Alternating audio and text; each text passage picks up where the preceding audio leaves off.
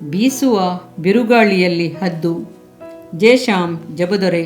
ಅಧ್ಯಾಯ 8. ಕರ್ತನನ್ನು ನಿರೀಕ್ಷಿಸುವವರು ಹೊಸ ಬಲವನ್ನು ಹೊಂದುವರು, ರೆಕ್ಕೆಗಳನ್ನು ಚಾಚಿಕೊಂಡು ಏರುವರು. ಯೆಶಾಯ 40:31.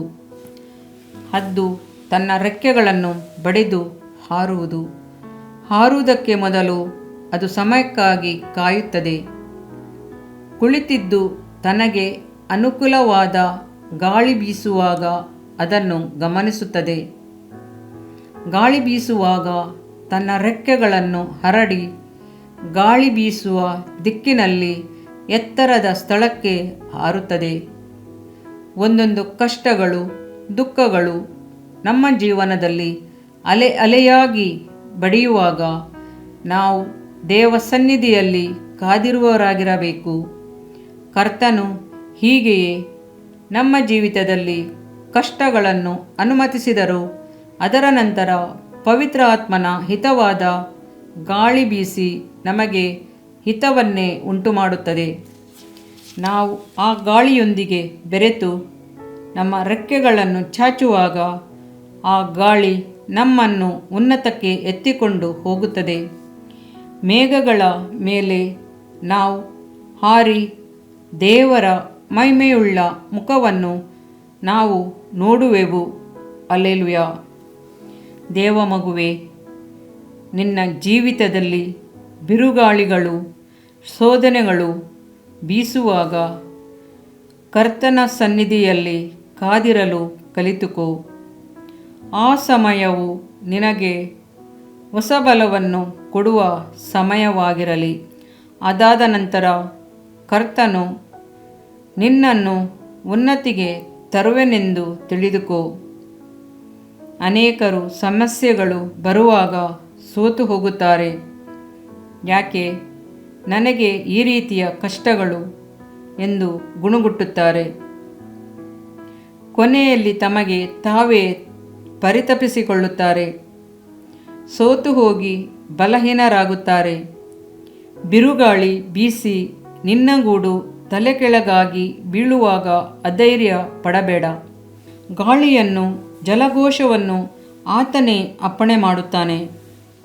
ಅಂಥ ಸಮಯದಲ್ಲಿ ನಾವು ಹೆಚ್ಚು ಸಮಯವನ್ನು ಕರ್ತನ ಪಾದಸನ್ನಿಧಿಯಲ್ಲಿ ಕಳೆಯಬೇಕು.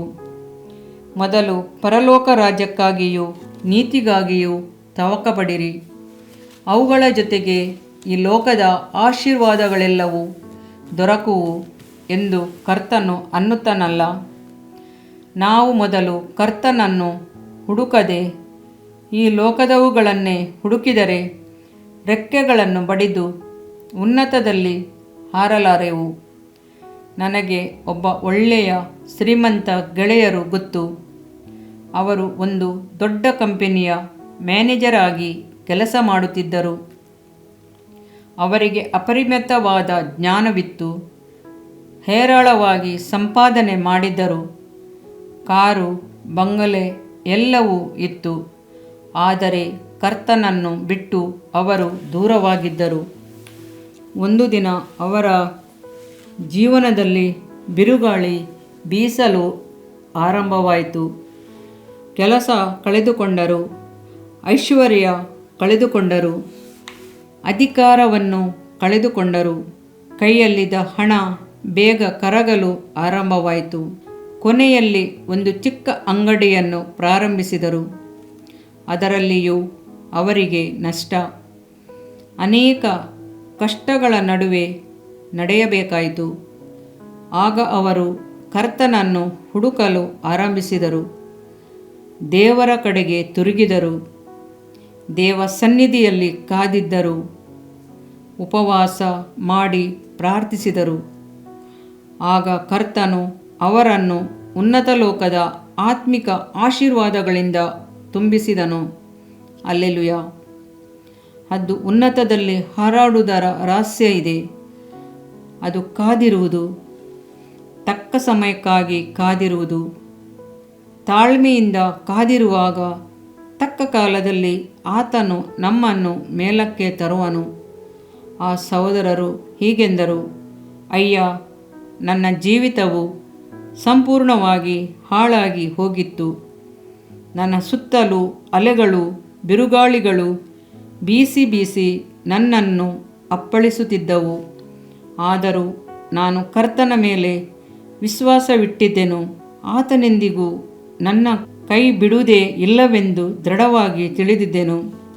ನಾನು ದೇವ ಸನ್ನಿಧಿಯಲ್ಲಿ ಕಾದಿದ್ದಾಗ ಆತನು ಆ ಭಯಂಕರವಾದ ಇಕ್ಕಟ್ಟಿನ ಪರಿಸ್ಥಿತಿಯಿಂದ, ಹೋರಾಟಗಳಿಂದಲೂ ನನ್ನನ್ನು ಹೊರಗೆ ತಂದನು. ಅದು ಆತನ ತೀರ್ಮಾನದ ಹಾಗೆಯೇ ಇತ್ತು. ದೇವಮಗುವೆ, ಆತನ ಮಾತುಗಳನ್ನು ಸ್ವಲ್ಪ ಯೋಚಿಸಿ ನೋಡು. ಕರ್ತನಿಗಾಗಿ ಕಾದಿರುವ ನೀನು ಧನ್ಯಳು. ಒಂದನ್ನು ನೀನು ದೃಢವಾಗಿ ತಿಳಿದುಕೋ, ನಿನಗೆ ಬರುವ ಕಷ್ಟಗಳು, ಹಿಂಸೆಗಳು, ಸಮಸ್ಯೆಗಳು ನಿನ್ನನ್ನು ನಾಶಪಡಿಸುವುದಕ್ಕಾಗಿ ಅಲ್ಲ, ಹದ್ದಿನ ಹಾಗೆ ರೆಕ್ಕೆಗಳನ್ನು ಬಡಿದು ಹಾರುವುದಕ್ಕಾಗಿಯೇ ಎಂಬುದನ್ನು ಮರೆಯಬೇಡ. ಬಿರುಗಾಳಿ ಬೀಸುವಾಗ ಇಲ್ಲವೇ ಶೋಧನೆಗಳು ಬರುವಾಗ ಹದ್ದು ತನ್ನ ರೆಕ್ಕೆಗಳನ್ನು ಮೇಲ್ಮುಖವಾಗಿಯೇ ಬಿಚ್ಚುತ್ತದೆ. ಬಿರುಗಾಳಿಯ ಹೊಡೆತಕ್ಕೆ ಅದು ಸಿಕ್ಕುವುದಿಲ್ಲ. ಅದು ಒಂದು ವೇಳೆ ಕೆಳಗೆ ನೋಡಿ ತನ್ನ ರೆಕ್ಕೆಗಳನ್ನು ಸ್ವಲ್ಪ ಕೆಳಗೆ ವಾಲಿಸಿದರೆ ತಕ್ಷಣವೇ ಆ ಗಾಳಿಯು ಅದನ್ನು ಸುರುಳಿಯ ಹಾಗೆ ಸುತ್ತಿ ಕೆಳಗೆ ಎಸೆದು ಬಿಡುತ್ತದೆ. ಆದುದರಿಂದ ಬಿರುಗಾಳಿ ಬೀಸುವಾಗ ಇನ್ನೂ ಸ್ವಲ್ಪ ಮೇಲಕ್ಕೆ ಹಾರಿಬಿಡುತ್ತದೆ.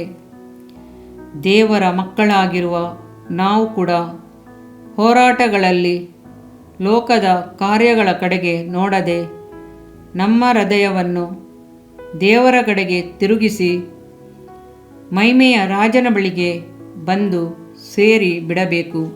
ಪ್ರತಿಯೊಬ್ಬ ದೇವರ ಮಕ್ಕಳ ಜೀವಿತದಲ್ಲಿಯೂ ಹೋರಾಟಗಳು, ಕಷ್ಟಗಳು ಬರುವಾಗ ಅದು ಅವರನ್ನು ಎಂದಿಗೂ ನಾಶಪಡಿಸುವುದಕ್ಕಾಗಿ ಅಲ್ಲ, ಇನ್ನೂ ಅಧಿಕವಾಗಿ ಕರ್ತನ ಬಳಿಗೆ ಬರಬೇಕು.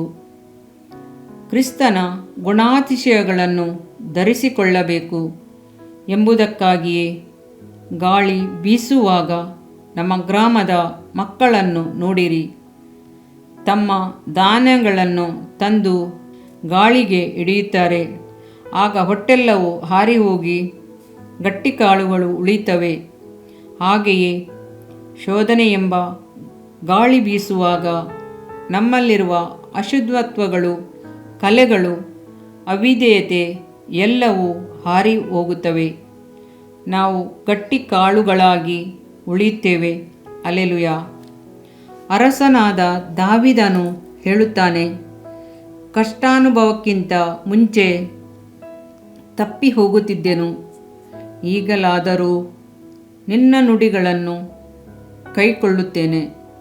ಕೀರ್ತನೆ 119:67.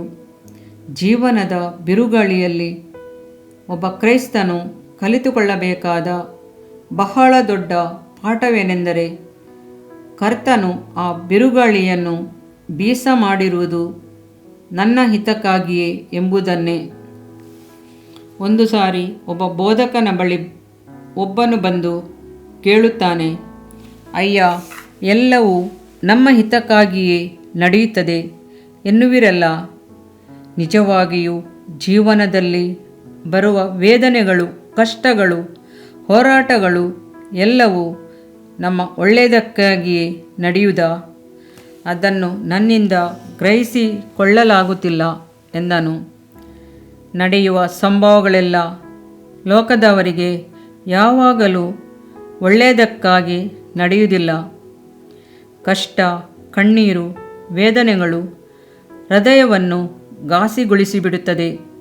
ಆದರೆ ಕರ್ತನು ತನ್ನ ಮಕ್ಕಳಿಗೆ ಅದನ್ನು ಒಳ್ಳೆಯದಕ್ಕಾಗಿಯೇ ಮಾರ್ಪಡಿಸುತ್ತಾನೆಂಬುದನ್ನು ನಾವು ತಿಳಿದಿರಬೇಕು ಎಂದರು. ಕೆಲವು ದಿನಗಳ ಒಳಗೆ ಆ ಬೋಧಕನ ಪತ್ನಿಯು ದಿಢೀರನೆ ಸಂಭವಿಸಿದ ವಿಪತ್ತಿನಲ್ಲಿ ತೀರಿಹೋದರು. ಆಗ ಅವರು ಬಹಳ ಸಂತೋಷದಿಂದ ರೋಮಾಪುರ 8:28 ವಚನವನ್ನು ಹೇಳಿ, ದೇವರನ್ನು ಪ್ರೀತಿಸುವವರ ಹಿತಕ್ಕಾಗಿ ಆತನು ಎಲ್ಲ ಕಾರ್ಯಗಳನ್ನು ಅನುಕೂಲ ಮಾಡುತ್ತಾನೆ ಎಂದು ಪ್ರಸಂಗ ಮಾಡಿದರು. ಅದರ ಮುಂದಿನ ತಿಂಗಳಿನಲ್ಲಿ ಅವರ ಮರಣದ ಸಮಯ ಬಂದಿತು.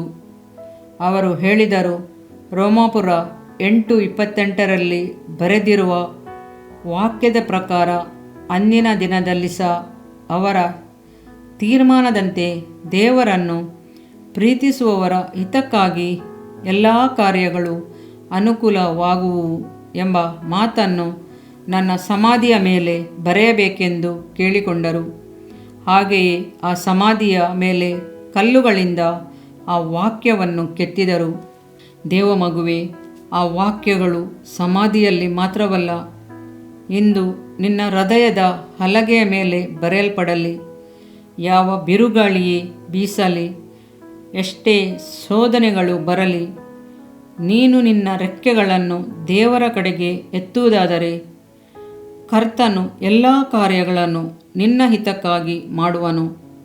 ಒಂದು ಮೊಗ್ಗು ಅರಳುವಾಗ ಅದಕ್ಕೆ ನೋವಾಗಬಹುದು, ಆದರೆ ಕಷ್ಟಗಳನ್ನು ದಾಟಿ ಅದು ಅರಳುವಾಗ ಅದರಿಂದ ಸುಗಂಧ ವಾಸನೆಯು ಬೀರುತ್ತದೆ. ಅದರ ಬಣ್ಣವು ನಮ್ಮನ್ನು ಸಂತೋಷಪಡಿಸುತ್ತದೆ. ಗೊಲ್ಗೊಥಾದಲ್ಲಿ ಕಲ್ವಾರಿಯ ಹೂವಾಗಿ ಯೇಸುಕ್ರಿಸ್ತನು ಬಹಳ ಶ್ರಮೆಪಟ್ಟನು. ಮೊಗ್ಗು ಅರಳುವ ಹಾಗೆ ಅರಳಿ ಪುನರುತ್ಥಾನದಲ್ಲಿ ಆತನು ಎಷ್ಟು ಸಂತೋಷದಿಂದ ಎದ್ದಿರಬಹುದು. ಆತನ ಪುನರುತ್ಥಾನದ ವಾಸನೆಯು ಜಗತ್ತಿನಲ್ಲೆಲ್ಲ ಹರಡಿ ಎಲ್ಲರೂ ಹರ್ಷಿಸುವಂತೆ ಮಾಡಿತು. ದೇವಮಗುವೆ, ನಿನ್ನ ಗೂಡು ಕದಲಿದ್ದರಿಂದಲೂ ಬಿರುಗಾಳಿ ಬೀಸಿದರೂ ನೀನು ಕಳವಳ ಪಡಬೇಡ. ಆ ಹೋರಾಟಗಳು ನೀನು ಎದುರು ನೋಡದ ಗಳಿಗೆಯಲ್ಲಿ ಬಂದಿದ್ದರೂ ಕರ್ತನು ನಿನ್ನ ಹಿತವನ್ನು ಬಯಸಿ ನಿನ್ನ ಜೀವಿತದಲ್ಲಿ ಅದನ್ನು ಅನುಮತಿಸಿದ್ದಾನೆ. ಕದಲಿಸಿದ ಗೂಡನ್ನು, ಬೀಸುವ ಬಿರುಗಾಳಿಯನ್ನು ಕುರಿತು ಕಳವಳಪಡದೆ ಕರ್ತನು ನಿನ್ನ ಮುಂದೆ ಇಟ್ಟಿರುವ ಮಹಿಮೆಯಾದ ಉದ್ದೇಶಗಳನ್ನು ನೆನೆಸಿ ದೇವರನ್ನು ಸ್ತುತಿಸು. ನಿನ್ನನ್ನು ಹೊಸ ಸೃಷ್ಟಿಯಾಗಿ ಮಾಡಿ ಉನ್ನತದಲ್ಲಿ ಹಾರುವಂತೆ ಮಾಡುವುದಕ್ಕಾಗಿಯೇ ಆತನ ಇಷ್ಟವಾಗಿದೆ.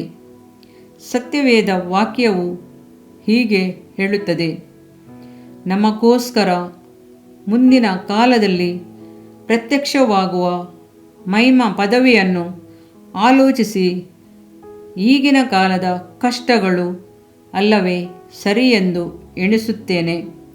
ರೋಮಾಪುರ 8:18. ಹೆಡ್ಸನ್ ಟೇಲರನ್ನು ಕುರಿತು ನೀವು ಕೇಳಿದ್ದೀರಿ ಎಂದು ನಾನು ನೆನೆಸುತ್ತೇನೆ. ಅವರು ಚೀನಾ ದೇಶದಲ್ಲಿ ಹಲವಾರು ವರ್ಷಗಳು ಮಿಷನರಿಯಾಗಿ ಸೇವೆ ಮಾಡಿದರು. ಹೊಸದಾಗಿ ಚೀನಾ ದೇಶಕ್ಕೆ ಮಿಷನರಿಯಾಗಿ ಹೋಗುವ ಒಬ್ಬ ಯೌವನಸ್ಥನೊಂದಿಗೆ ತನ್ನ ಕೋಣೆಯಲ್ಲಿ ಕುಳಿತು ಮಾತನಾಡುತ್ತಿದ್ದರು. ಅವರ ಮೇಜಿನ ಮೇಲೆ ಒಂದು ಗ್ಲಾಸ್ ಇತ್ತು. ಅದರ ತುಂಬ ನೀರಿತ್ತು. ಆ ಯೌವನಸ್ಥನು ಅದನ್ನು ನೋಡುತ್ತಿದ್ದಾಗ ಅವರು ಆ ಗ್ಲಾಸನ್ನು ಜೋರಾಗಿ ಹೊಡೆದರು. ತಟ್ಟಿದ ತಕ್ಷಣ ಗ್ಲಾಸಿನಲ್ಲಿದ್ದ ನೀರು ತುಳುಕಿ ಹೊರಗೆ ಚೆಲ್ಲಿತು. ಹೆಡ್ಸನ್ ಟೇಲರ್ ಹೇಳಿದರು, ನೀನು ಈಗ ಚೀನಾ ದೇಶಕ್ಕೆ ಹೋಗುತ್ತಿರುವಿ. ಅಲ್ಲಿ ಕಷ್ಟಗಳು, ಶ್ರಮೆಗಳು ನಿನಗೆ ಬರಬಹುದು. ಆ ಕಷ್ಟಗಳು ನಿನಗೆ ಸಂಭವಿಸುವಾಗ ನಿನ್ನ ಸ್ವಭಾವಗಳು, ಗುಣಾತಿಶಯಗಳು ಹೊರಗೆ ಬರುತ್ತವೆ. ಕ್ರಿಸ್ತನ ಗುಣಾತಿಶಯಗಳು ನಿನ್ನಲ್ಲಿರುವುದಾದರೆ ಆತ್ಮಿಕ ಫಲಗಳಾಗಿರುವ ಪ್ರೀತಿ, ಸಂತೋಷ, ದಯೆ, ಕರುಣೆ, ಶಾಂತಿ, ಸದ್ಗುಣಗಳು ನಿನ್ನಿಂದ ಹೊರ ಹೊಮ್ಮುವು. ಒಂದು ವೇಳೆ ನೀನು ಲೋಕದ ಕಡೆಯವನಾಗಿದ್ದರೆ ನಿನ್ನೊಳಗಿರುವ ಕೋಪ, ದ್ವೇಷ, ರೋಷ, ಕವಿ ಭಾವನೆಗಳು ಹೊರಗೆ ಬರಬಹುದು. ಆದುದರಿಂದ ನೀನು ಚೀನಾ ದೇಶಕ್ಕೆ ಹೊರಡುವುದಕ್ಕೆ ಮೊದಲೇ ನಿನ್ನ ಅಂತರ್ಯದಲ್ಲಿ ತುಂಬಿರುವುದೇನು ಎಂಬುದನ್ನು ಈಗಲೇ ತಿಳಿದುಕೋ ಎಂದರು. ದೇವಮಗುವೆ, ಕೆಲವು ಸಮಯಗಳಲ್ಲಿ, ಹೋರಾಟದ ವೇಳೆಗಳಲ್ಲಿ ನಿನ್ನ ಅಂತರ್ಯಲ್ಲಿರುವುದೇನೆಂಬುದನ್ನು ಅರಿತುಕೋ. ಕ್ರಿಸ್ತನು ನಿನ್ನೊಳಗೆ ಇರುವುದಾದರೆ ಶೋಧನೆಯ ಗಾಳಿ ಬೀಸುವಾಗ ನಿನ್ನ ಸದ್ಗುಣಗಳು ಪ್ರಕಟವಾಗುವು, ದೈವಿಕ ಸ್ವಭಾವಗಳು ಹೊರಗೆ ಬರುವು, ನೀನು ಅನೇಕರಿಗೆ ಆಶೀರ್ವಾದಕರವಾಗಿರುವಿ. ಇದರಿಂದ ನಿನ್ನ ದೇಹಕ್ಕೆ ಆರೋಗ್ಯವು, ಎಲುಬುಗಳಿಗೆ ಸಾರವು ಉಂಟಾಗುವವು. ಜ್ಞಾನೋಕ್ತಿಗಳು 3ನೇ ಅಧ್ಯಾಯ 8ನೇ ವಾಕ್ಯ. ಪ್ರಿಯ ವೀಕ್ಷಕರೇ ಮತ್ತು ಕರ್ತನಲ್ಲಿ ಸಹೋದರ ಸಹೋದರಿಯರೇ, ನೀವು ನಮ್ಮ ಈ ಕಾರ್ಯಕ್ರಮವನ್ನ ವೀಕ್ಷಿಸಿದ್ದಕ್ಕಾಗಿ ದೇವರ ನಾಮದಲ್ಲಿ ನಿಮಗೆ ವಂದನೆಗಳು. ದೇವರ ವಾಕ್ಯವು ನಮ್ಮ ಎಲುಬಿಗೆ ಬಲವೂ ಸಾರವೂ ಆಗಿದೆ ಎಂದು ಸತ್ಯವೇದವು ಹೇಳುವಂತೆ ಈ ಕಾರ್ಯಕ್ರಮವು ನಿಮಗೆ ಆಶೀರ್ವಾದಕರವಾಗಿದೆ ಎಂದು ನಂಬುತ್ತೇವೆ. ಪ್ರಿಯ ವೀಕ್ಷಕರೇ, ನಮ್ಮ ಈ ಸೇವೆಗಾಗಿ ಪ್ರಾರ್ಥಿಸಿರಿ ಮತ್ತು ಎಲ್ಲಾ ಕಾರ್ಯಕ್ರಮಗಳನ್ನ ಇತರರೊಂದಿಗೆ ಶೇರ್ ಮಾಡಿರಿ. ಅದೇ ರೀತಿಯಾಗಿ ನಮ್ಮ ಈ ಯೂಟ್ಯೂಬ್ ಚಾನೆಲ್ ಅನ್ನು ಸಬ್ಸ್ಕ್ರೈಬ್ ಮಾಡಿರಿ ಹಾಗೂ ಲೈಕ್ ಮಾಡಿ. ನಿಮ್ಮ ಅನಿಸಿಕೆಗಳನ್ನು ಕಮೆಂಟ್ ಬಾಕ್ಸ್ನಲ್ಲಿ ನಮಗೆ ತಿಳಿಯಪಡಿಸಿ. ನಮ್ಮ ಸಂಖ್ಯೆ 7022104605. ಈ ಸಂಖ್ಯೆಗೆ ಕರೆ ಮಾಡಿರಿ. ಒಬ್ಬ ಪಾಪಿಯ ಪ್ರಾರ್ಥನೆ. ಯೇಸುವನ್ನು ರಕ್ಷಕನಾಗಿ ಅಂಗೀಕರಿಸಲು ಮಾಡಬೇಕಾದ ಪ್ರಾರ್ಥನೆ. ಪ್ರಿಯ ಪರಲೋಕದ ತಂದೆಯೇ, ಯೇಸುವಿನ ಹೆಸರಿನಲ್ಲಿ ನಾನು ನಿನ್ನ ಬಳಿಗೆ ಬಂದಿದ್ದೇನೆ. ನನ್ನ ಬಳಿಗೆ ಬರುವವರನ್ನು ನಾನು ತಳ್ಳಿಬಿಡುವುದೇ ಇಲ್ಲ. ಯೋಹಾನ 6:37 ಎಂದು ನಿನ್ನ ವಾಕ್ಯ ಹೇಳುತ್ತದಲ್ಲ. ಆದ್ದರಿಂದ ನೀನು ನನ್ನನ್ನು ತಳ್ಳಿಬಿಡದೆ ನನ್ನನ್ನು ಸೇರಿಸಿಕೊಳ್ಳುವಿ ಎಂದು ನನಗೆ ಗೊತ್ತಿದೆ. ಆದ್ದರಿಂದ ನಾನು ನಿನಗೆ ಸ್ತೋತ್ರ ಮಾಡುತ್ತೇನೆ. ನೀನು ನಿನ್ನ ವಾಕ್ಯದಲ್ಲಿ ನೀನು ಯೇಸುವನ್ನೇ ಕರ್ತನೆಂದು ಬಾಯಿಂದ ಅರಿಕೆ ಮಾಡಿಕೊಂಡು ದೇವರು ಆತನನ್ನು ಸತ್ತವರೊಳಗಿಂದ ಎಬ್ಬಿಸಿದನೆಂದು ಹೃದಯದಿಂದ ನಂಬಿದರೆ ನಿನಗೆ ರಕ್ಷಣೆಯಾಗುವುದು ಎಂತಲೂ ಕರ್ತನ ನಾಮವನ್ನ ಹೇಳಿಕೊಳ್ಳುವವರೆಲ್ಲರಿಗೆ ರಕ್ಷಣೆಯಾಗುವುದೆಂತಲೂ ಬರೆದಿದೆ. ರೋಮ 10:9-13ನೇ ವಾಕ್ಯ. ಯೇಸು ಕ್ರಿಸ್ತನು ದೇವಕುಮಾರನೆಂದು ನನ್ನ ಹೃದಯದಲ್ಲಿ ನಂಬುತ್ತೇನೆ. ನನ್ನನ್ನು ನೀತಿವಂತನನ್ನಾಗಿ ಮಾಡುವುದಕ್ಕಾಗಿ ಆತನು ಸತ್ತವರೊಳಗಿಂದ ಎಬ್ಬಿಸಲ್ಪಟ್ಟನು ಎಂದು ನಂಬುತ್ತೇನೆ. ನಾನು ಆತನ ನಾಮವನ್ನ ಹೇಳಿಕೊಳ್ಳುತ್ತೇನೆ. ಯೇಸುವೇ, ನೀನೇ ಕರ್ತನು. ತಂದೆಯೇ, ನೀನು ನನ್ನನ್ನು ರಕ್ಷಿಸಿದಿ ಎಂದು ನಾನು ನಂಬುತ್ತೇನೆ. ನಿನ್ನ ವಾಕ್ಯವು ಹೇಳುತ್ತದೆ, ಮನುಷ್ಯನು ಹೃದಯದಿಂದ ನಂಬುವುದರ ಮೂಲಕ ನೀತಿಯು ದೊರಕುತ್ತದೆ, ಬಾಯಿಂದ ಅರಿಕೆ ಮಾಡುವುದರ ಮೂಲಕ ರಕ್ಷಣೆಯಾಗುತ್ತದೆ. ರೋಮ 10:10. ನಾನೀಗ ನನ್ನ ಹೃದಯದಲ್ಲಿ ನಂಬುತ್ತೇನೆ ಹಾಗೂ ಯೇಸುವೇ ನನ್ನ ಕರ್ತನೆಂದು ಅರಿಕೆ ಮಾಡುತ್ತೇನೆ. ಆದುದರಿಂದ ನಾನೀಗ ರಕ್ಷಣೆ ಹೊಂದಿದ್ದೇನೆ. ಅಪ್ಪಾ ತಂದೆಯೇ, ನಿನಗೆ ಸ್ತೋತ್ರ. ಲೂಕನು ಬರೆದ ಸುವಾರ್ತೆ 11ನೇ ಅಧ್ಯಾಯದಲ್ಲಿ ಬರೆದಿರುವಂತೆ, ನಿಮ್ಮಲ್ಲಿ ತಂದೆಯಾದವನು ಮೀನನ್ನು ಕೇಳುವ ಮಗನಿಗೆ ಮೀನು ಕೊಡದೆ ಹಾವನ್ನು ಕೊಡುವನೆ? ಅಥವಾ ತತ್ತಿಯನ್ನು ಕೇಳಿದರೆ ಚೇಳನ್ನು ಕೊಡುವನೆ? ಹಾಗಾದರೆ ಕೆಟ್ಟವರಾದ ನೀವು ನಿಮ್ಮ ಮಕ್ಕಳಿಗೆ ಒಳ್ಳೆ ಪದಾರ್ಥಗಳನ್ನ ಕೊಡಬಲ್ಲವರಾದರೆ ಪರಲೋಕದಲ್ಲಿರುವ ನಿಮ್ಮ ತಂದೆಯು ತನ್ನನ್ನು ಬೇಡಿಕೊಳ್ಳುವವರಿಗೆ ಎಷ್ಟೋ ಹೆಚ್ಚಾಗಿ ಪವಿತ್ರಾತ್ಮ ವರವನ್ನ ಕೊಡುವವನಲ್ಲವೇ ಅಂದನು. ತಂದೆಯೇ, ನೀನು ಕೇಳಿಕೊಳ್ಳುವವರಿಗೆ ಪವಿತ್ರಾತ್ಮನ ವರವನ್ನು ಹೇರಳವಾಗಿ ಕೊಡುವಾತನಾಗಿದ್ದಿ. ಆದ್ದರಿಂದ ನನ್ನ ಮೇಲೆಯೂ ನಿನ್ನ ಆತ್ಮನನ್ನು ಸುರಿಸಬೇಕಾಗಿ ಬೇಡಿಕೊಳ್ಳುತ್ತೇನೆ. ಕೀರ್ತನೆ 81:10 ಬರೆದಿದೆ, ಅಗಲವಾಗಿ ಬಾಯಿದೆರೆಯಿರಿ, ಅದನ್ನು ತುಂಬಿಸುವೆನು. ಕರ್ತನೇ, ನನ್ನನ್ನು ಪವಿತ್ರಾತ್ಮನಿಂದ ತುಂಬಿದಂತ ನೀನು ನನ್ನನ್ನು ಅನ್ಯ ಭಾಷೆಯ ವರದಿಂದಲೂ ತುಂಬುವವನಾಗಿದ್ದಿ ಎಂದು ನಂಬುತ್ತೇನೆ. ಅದರಂತೆ ನಾನು ನನ್ನ ಬಾಯಿಯನ್ನು ತೆರೆದು ನಿನ್ನ ಸ್ತೋತ್ರ ಮಾಡುವಾಗ ಅನ್ಯ ಭಾಷೆಯ ಅಭಿಷೇಕದಿಂದ ನನ್ನನ್ನು ತುಂಬುವವನಾಗಿದ್ದಿ ಎಂದು ನಂಬುತ್ತೇನೆ. ಈಗ ನೀವು ನಿಮ್ಮ ಬಾಯಿಯನ್ನು ತೆರೆದು ಮಾತನಾಡುವಾಗ ಪವಿತ್ರಾತ್ಮನು ನಿಮ್ಮ ಬಾಯಿಯನ್ನು ತನ್ನ ಭಾಷೆಯಿಂದ ತುಂಬುವವನಾಗಿದ್ದಾನೆ. ಇದು ದೇವರ ಭಾಷೆಯಾಗಿದೆ. ಈ ಅಭಿಷೇಕವನ್ನ ಹೊಂದಿಕೊಳ್ಳಲು ನೀವು ನಿಮ್ಮ ಸ್ವರವನ್ನ ಉಪಯೋಗಿಸಬೇಕು. ಅದರಿಂದ ನೀವು ನಿಮ್ಮ ಬಾಯನ್ನು ತೆರೆದು ದೇವರಿಗೆ ಸ್ತೋತ್ರ ಮಾಡುವಾಗ ದೇವರು ನಿಮ್ಮನ್ನು ಅನ್ಯ ಭಾಷೆಯ ವರದಿಂದ ತುಂಬುವವನಾಗಿದ್ದಾನೆ. ಪ್ರಿಯರೇ, ಈಗ ನೀವು ಪವಿತ್ರಾತ್ಮನಿಂದ ತುಂಬಲ್ಪಟ್ಟ ಆತನ ಪ್ರಿಯ ಮಕ್ಕಳಾಗಿದ್ದೀರಿ. ದೇವರ ನಾಮಕ್ಕೆ ಸ್ತೋತ್ರವಾಗಲಿ.